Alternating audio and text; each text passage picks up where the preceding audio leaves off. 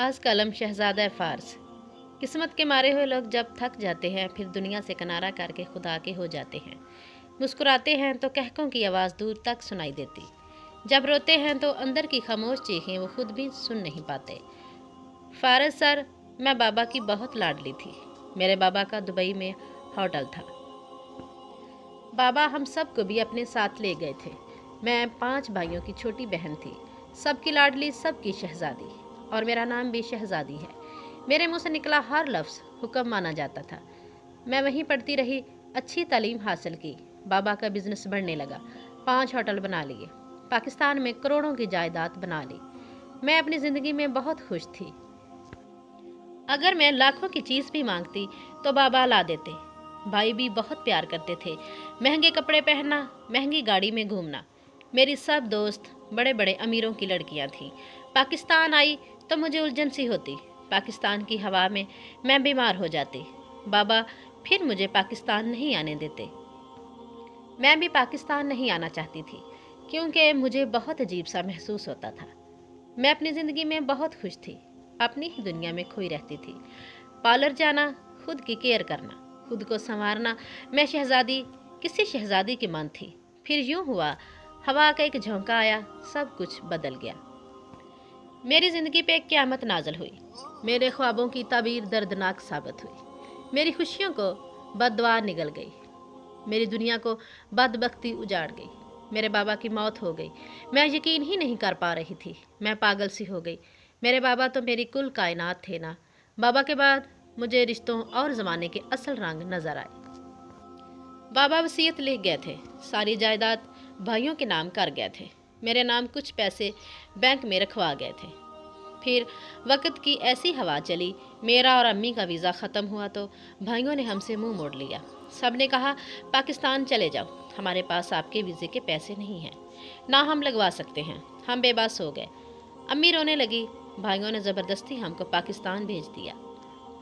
पाकिस्तान वाली भी सारी जायदाद भाइयों के नाम थी। हमारा गुजारा बहुत मुश्किल हो गया। भाइयों ने राब्ता ख़त्म कर दिया और अम्मी ने मेरे सामने हाथ जोड़े और मुझे शादी के लिए राज़ी किया। जानते हो, मैं दुबई में पढ़ी लिखी लड़की, शहजादी से ज़िंदगी गुजारने वाली, मेरी फुफ्फो के बेटे से मेरी शादी करवा दी, जो बिल्कुल अनपढ़ था।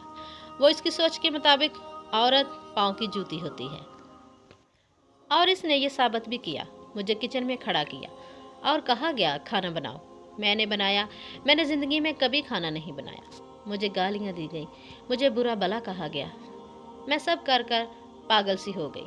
मुझे लगता था मैं कोई ख्वाब देख रही हूँ। मेरे साथ ऐसा कुछ नहीं हो सकता। मेरी ज़िंदगी इतनी दर्दनाक नहीं हो सकती। फूफो ने कहा मैं सिखाती हूँ खाना बनाना। खाना बनाते ना जाने मेरे कितने हाथ जले। मैं घर के काम नहीं कर सकती थी। फिर मेरा घर बसाने के लिए अम्मी मेरे घर आकर मेरे हिस्से का काम करती। जब तक अम्मी आती रही और बैंक में पैसा रहा, गुजारा होता रहा। बैंक से पैसा ख़त्म हो गया।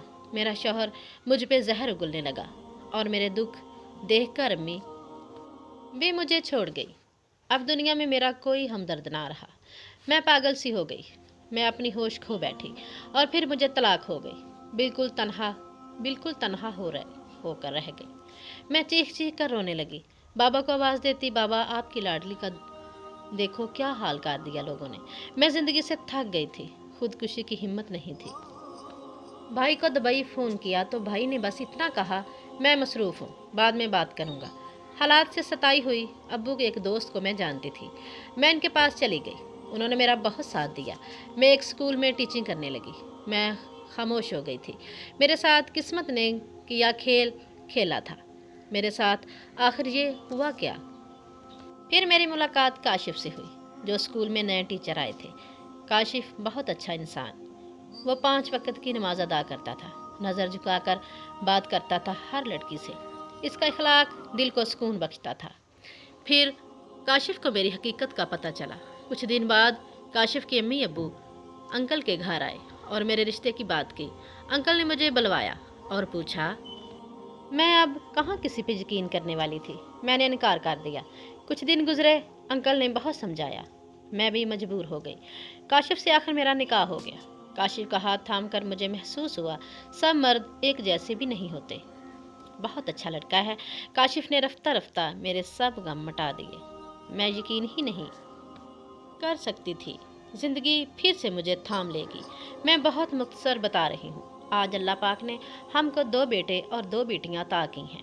میں ہاری ہوئی زندہ لاش کو کاشف نے تھام کر زندگی عطا کی۔